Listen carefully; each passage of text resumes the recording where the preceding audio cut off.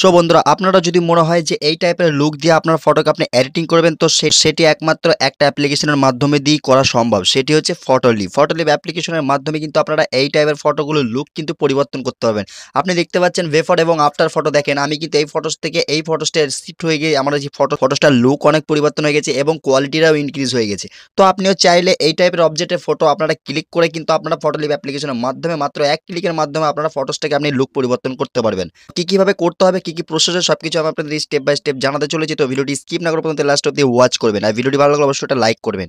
তো বন্ধুরা চলুন ভিডিওটি শুরু করা যাক। তো বন্ধুরা ফটোলিপ অ্যাপ্লিকেশনটা এখান থেকে আমি ডিরেক্টলি ওপেন করে নিচ্ছি। দেন ওপেন করে নেওয়ার পরে লুকটা এমন পেয়ে যাবেন, ঠিক আছে, ইন্টারফেসটা এমন পেয়ে যাবেন। তো সর্বপ্রথম আমরা কি করবেন, এটিকে উপরের দিকে স্ক্রল করে নেবেন, ঠিক আছে। স্ক্রল ডাউন করে নেওয়ার পরে আপনি এখানে একটা ফিল্টার্স বা ইফেক্ট দেখতে পাবেন, সেটা হচ্ছে এআই সিনস, ঠিক আছে। আপনি দেখতে পাচ্ছেন এআই সিনস, তো এটি আপনাকে ব্যবহার করতে হবে। তো আমি এটাতে ক্লিক করে দিলাম। দেন ক্লিক করার পর আমার এখানে কিন্তু আমার গ্যালারিটা ওপেন হয়ে গেছে, ঠিক আছে। গ্যালারি ওপেন হয়ে যাওয়ার পর আমি একটা ফটোস এখান থেকে সিলেক্ট করে আপনাকে দেখিয়ে দিই। তো চলুন আমি যে ফটোসটা আমি ইউজ করেছি থাম্বনেলে এবং সেটা আমি আপনাদেরকে দেখাবো, ঠিক আছে। তো দেখতে পাচ্ছেন এই ফটোসটা এখানে সিলেক্ট করে নিয়েছি। দেন সিলেক্ট করে নেওয়ার পর এখান থেকে অটোমেটিকলি এটা কিন্তু শো হয়ে যাবে, ঠিক আছে, সাজেস্ট হয়ে যাবে, আপনার সামনে অটোমেটিকলি স্ক্যান হবে, ঠিক আছে। তো সেই ক্ষেত্রে আপনি কি করবেন আমি আপনাদেরকে বলে দিই, ঠিক আছে। কেননা এইগুলো আপনাকে অবশ্যই খেয়াল রাখতে হবে এবং আপনাকে যথেষ্টভাবে খেয়াল রাখতে হবে এই কাজটি, ঠিক আছে, যেটির মাধ্যমে আপনি ফটোটা এইরকম টাইপের লুক বানাতে পারবেন। তো আপনাকে কি করতে হবে, এখান থেকে আপনি এটাকে নিচে চলে আসুন। নিচে চলে আসার পর এখান থেকে একটা ইফেক্ট দেখতে পেয়ে যাবেন আপনি। খেয়াল করে দেখেন জংলি, ঠিক আছে, জংলি ইফেক্টটা আপনি দেখতে পেয়েছেন, জংলি ইফেক্টটাই আপনার কাজে দেবে, ঠিক আছে। তো জংলি ইফেক্টটাতে আপনি ক্লিক করে দেন। দেন জংলি ইফেক্টটাতে আপনি যখন ক্লিক করে দেবেন তখন কিন্তু আপনার সামনে কিন্তু এরকম একটা লোডিং হবে, দেখতে পাচ্ছেন। তো লোডিং হওয়ার পরে এখান থেকে আপনি 1 থেকে 5 অবধি কিন্তু আপনার যে ইফেক্ট দেওয়া আছে আপনি এখান থেকে এগুলো পরপর করে দেখেন আপনার ফটোসটা কোন লুকে, মানে কোন টাইপের ফটোসটাতে আপনার ভালো লাগছে বা কোন লুকটা আপনার পছন্দ হচ্ছে, ঠিক আছে। তো এবং আমি এখানে দেখতে পাচ্ছি আমাকে দেখাচ্ছি কিন্তু এখানে 2 নম্বর সেকশন আমি ক্লিক করেছি, ঠিক আছে। 2 নম্বর সেকশনে ক্লিক করার পর 3 নম্বর সেকশনে ক্লিক করেছি। এবার দেখতে পাবেন পরপর কিন্তু আপনি যে সেকশনগুলো আপনি ক্লিক করবেন সেই সেকশনগুলো কিন্তু আপনার এখানে পরপর কিন্তু আপনার ইফেক্টগুলো অ্যাড হতে থাকবে, ঠিক আছে। তো সর্বপ্রথম আমি সবকিছু দেখার পর আমি কিন্তু নাম্বার 5 এ ক্লিক করছি, ঠিক আছে। নাম্বার 5 এ ক্লিক করার পর আমার এই লুকটা আরো কত পরিবর্তন হয় সেটা আমি আপনাদেরকে দেখাই।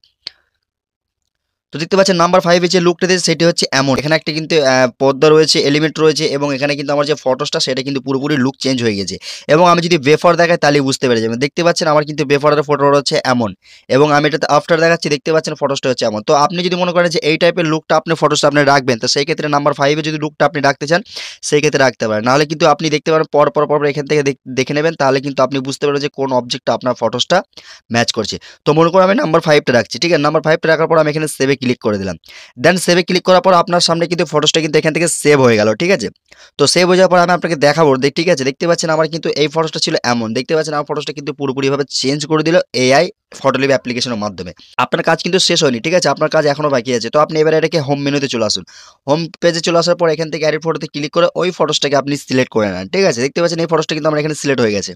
তো সিলেক্ট হয়ে যাওয়ার পরে এবার আপনি কি করবেন, আপনি এটাকে হালকা পরিমাণে এটাকে যে আপনার অটো রয়েছে, ঠিক আছে, অটোতে আপনি ক্লিক করে দেন। অটোতে যখন আপনি ক্লিক করে দেবেন তখনই দেখতে পাবেন আপনার ফটোসটা কিন্তু লুক কিন্তু অনেকটাই পরিবর্তন হয়ে যাবে, দেখতে পাচ্ছেন আগের থেকে অনেকটাই ডিফারেন্ট হয়ে গেছে। তো এটাকে রাইট করে দেন। রাইট করে দেওয়ার পর এখান থেকে এবার আপনি কি করবেন, এখানে আপনি যে অ্যাডজাস্ট রয়েছে অ্যাডজাস্টে আপনি ক্লিক করে দেন। দেন অ্যাডজাস্টে ক্লিক করার পর এখান থেকে আপনি আপনার ব্যাকগ্রাউন্ড রয়েছে, ব্যাকগ্রাউন্ডের কালার বাগেরা আপনি এগুলো যদি চান রাখতে পারেন, ঠিক আছে। আমি আপনাদেরকে রেকমেন্ড করবো ব্যাকগ্রাউন্ডের কালারটা একদম কমিয়ে দিন, ঠিক আছে। তো এক্সপোজার রয়েছে, এক্সপোজারটাকে আপনি হালকা ডিক্রিজ করেন, কন্ট্রাস্টটাকে আপনি হালকা বাড়িয়ে দেন। শার্পটা কিছু করার দরকার নেই, আপনার এখানে স্যাচুরেশনটাকে ফুল বাড়িয়ে দেন, ঠিক আছে, স্যাচুরেশনটাকে ফুল বাড়িয়ে দেন। এবং এখানে শ্যাডো রয়েছে, শ্যাডোটা যদি চান আপনি ডিক্রিজ করতে পারেন, না করলে না করবেন, সেটা আপনার ব্যক্তিগত ব্যাপার। তো সেই ক্ষেত্রে এবার আপনার ফটোসটা দেখেন আগের থেকে অনেকটাই লুক কিন্তু চেঞ্জ হয়ে গেছে, আপনি যদি খেয়াল করে দেখেন এখানে কিন্তু ফটোসটা পুরোপুরিভাবে পরিবর্তন হয়ে গেছে এবং পুরোপুরিভাবে চেঞ্জ হয়ে গেছে লুকটি, আপনি খেয়াল করলেই বুঝতে পেরে যাবেন, ঠিক আছে। এবং আপনি যদি অলে চান তাহলে অল কিন্তু আপনি এখান থেকে অল কিন্তু এক্সপোজার, ব্রাইটনেস এগুলো কিন্তু আপনি কমাবাড়া করতে পারেন। জাস্ট আপনার ইচ্ছে মতো আপনি এটাকে কমাবাড়া করিয়ে নেবেন, ঠিক আছে। অলরেডি ক্লিক করার পরে এটাকে পুরো স্যাচুরেশনটাকে ফুল হাই করে দেবেন, ঠিক আছে। হাই করে দেওয়ার পরে এটাকে শ্যাডোটাকে একদম ডিক্রিজ করে দেবেন, হাইলাইটটাকে একটু হালকা পরিমাণে এটাকে একটু বাড়িয়ে দেবেন, ঠিক আছে। ডিক্রিজ করার পরে আপনি দেখতে পাচ্ছেন টেমটাকেও চাইলে একটু বাড়িয়ে দিতে পারেন। দেন এবার দেখেন আপনার ফটোসটা দেখেন, আপনার ফটোসটা আগে কি ছিল এবং এখন কি ফটোসটা লুক পরিবর্তন হচ্ছে আপনি দেখলেই বুঝতে পারবেন।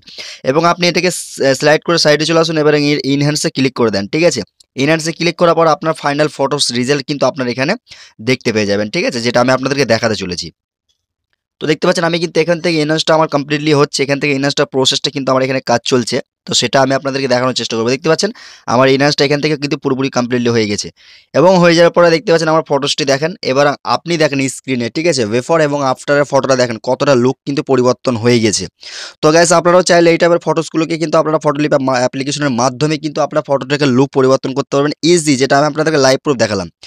তো এই ছিল আজকে ভিডিওটি কেমন লাগলো অবশ্যই কমেন্টে জানিয়ে দেবেন। ভিডিও যদি ভালো লাগে অবশ্যই লাইক করবেন এবং বন্ধুদের সঙ্গে শেয়ার করবেন। তো বন্ধুরা ভিডিওটি আজকে এখানেই এন্ড করছি, আবারও দেখা হবে নেক্সট কোনো ভিডিওতে। ততক্ষণ সুস্থ থাকবেন, ভালো থাকবেন, খোদা হাফিজ।